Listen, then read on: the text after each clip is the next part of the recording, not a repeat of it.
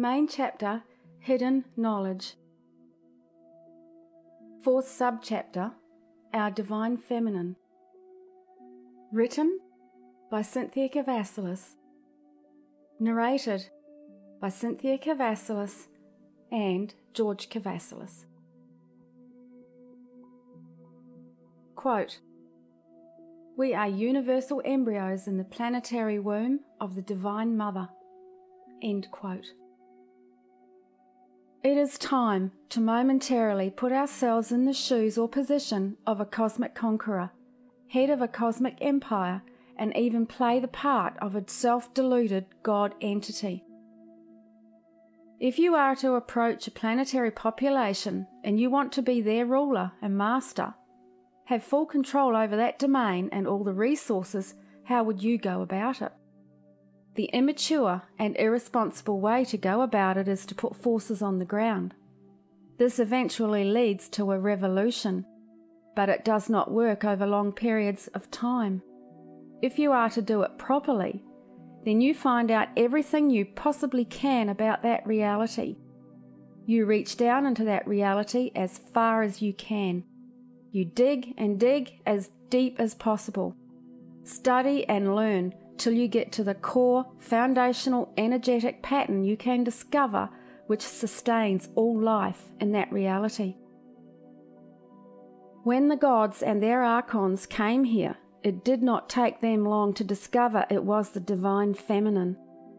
No other consciousness had the power, wisdom, and ability to sustain such a diversity of life, a fractal of the universe. They then knew they had to do something about suppressing the Divine Feminine. It goes like this: suppress the feminine energies here on this planet, and you suppress all life here. Suppress the feminine, you suppress humanity. Now you can see how this brings all the pieces of the puzzle together. The way woman has been treated over the past few millennia makes perfect sense, especially during the Inquisition. Is it not obvious how all the religious structures are a patriarchal system dominated by male figures? It's time to wake up and smell the rose. This God entity fears the power of woman more than anything because it is woman who has the power of creating life. He is absolutely terrified of her. How pathetically convenient it was of the church and the priestly caste to call the walking incarnation of our Mother Earth a prostitute. Is it not the priestly castes who say, all the problems and troubles of men are caused by the evil of woman, and it is woman who has brought sin into this world? This self-righteous God entity, his archons and his priestly caste come here to the planetary expression of the Divine Feminine and molest the spirit of woman, this planet and her humanity. If that were not enough, they then blame her for it. All of those treacheries were committed under the guise of a loving God. If you look at the hierarchies of the priesthoods, it is clear to see there are no women that hold high positions. They glorify the masculine and denigrate the feminine. Granted, some religions do hold a deity representing the Divine Feminine in high regard, but regardless of this, their hierarchies remain all men.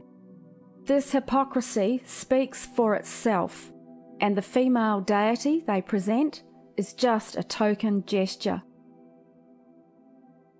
Now, bring back into this equation the knowledge shared earlier about our intention for entering into this universe so that we may learn and become the construct of light. Take our universal journey and the road to compression, this galaxy being the galactic womb and this planet being the planetary womb of the Divine Feminine. Consider the essence of light and its dualistic nature. If one does, then this whole scenario of a deceptive, duplicitous and malefic entity coming to this planet and trying everything in its power to stop the divine feminine from birthing universal creators makes perfect sense. The moon pulls the oceans, creating the tides, and is therefore pulling on the emotional body of woman. The reality is, we men do not have a clue what women go through and need to gain an understanding of what they experience in their day-to-day lives. The more I get to know woman and the divine feminine, the more I realize how unlike her experience of this reality is compared to us men. It is as if they are living a whole different paradigm. The load that every woman on this planet carries is, to a varying degrees and depending on soul contract, a fractal of what the divine feminine is going through as a whole. Each woman carries the sacrificial archetype within her. The more we men connect with our feminine side, the greater our understanding, and we achieve balance between the masculine and the feminine within. Woman is the keeper and guardian of the hidden wisdom. It had to be that way. This is why the campaigns over eras and epochs of all time have been designed to subdue, suppress, and even wipe the wisdom of woman from our conscious awareness, and to remove the innate connection woman has with the natural environment. Woman understood the rhythms and cycles of nature on an intimate level, and therefore how to live peacefully within them. They naturally held the knowledge of the plant kingdom for healing purposes and survival. They were able to communicate with the plant kingdom, animal kingdom, the Deva kingdoms, Gaia, the sun, and beyond. It was with these natural abilities and knowledge that woman was able to guide their families, nurturing and caring for their well-being. Due to the suppression of the feminine by the patriarchal, priestly caste, their religious ideology and their zealots down through the ages, including the modern-day infrastructure of multinational conglomerates raping our Earth Mother for resources, gouging her body through deforestation, mining and underground atomic testing. Woman has been systematically cut off from her natural state of being, with only tiny fragments of memories surviving. This has left many women drained of her true vitality, resentful towards males, and in deep emotional pain that even she does not understand at the best of times. What Mother Earth feels, woman feels in her physical body. When she is experiencing tectonic pressure building up and earthquakes, magma flowing, and volcanoes erupting, her magnetic fields fluctuating, atmospheric changes and weather patterns, many women empathically feel it too. The sensitivity to these phenomena affects woman through her cellular tissue of the body, which takes the form of ear tones, ringing, rumbling or diesel engine sounds, pains in joints, muscles and bones, headaches, and often periods of debilitation and even skin rashes.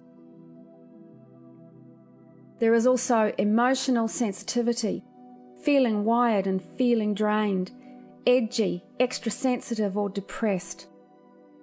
Due to these feelings, many women have to withdraw from daily life and literally hibernate in intense pain, transmuting massive amounts of energy, not only for our Earth Mother, but her humanity too. These women are unsung heroes, never noticed for their service nor understood, and often ridiculed as hypochondriacs, or being called some kind of psychic freak by those around them. Their circumstances are not necessarily something they understand either. They just know they are participating in something way bigger than themselves, But how do they put it into words without sounding deluded or in need of a psychiatrist? Many remain silent and suffer in silence, feeling alone, misunderstood and worthless. Some attempt relief through addictions. The deep emotional pain that many women carry surfaces and exposes itself through a plethora of emotions and guises. Her natural state is to express love and nurturing. After all, she is the one with the power to create life. Woman is the giver and everyone else is the taker, not having the capacity to understand just how much of herself she truly gives to sustain their life. There is little to no acknowledgement, let alone understanding, of her noble role.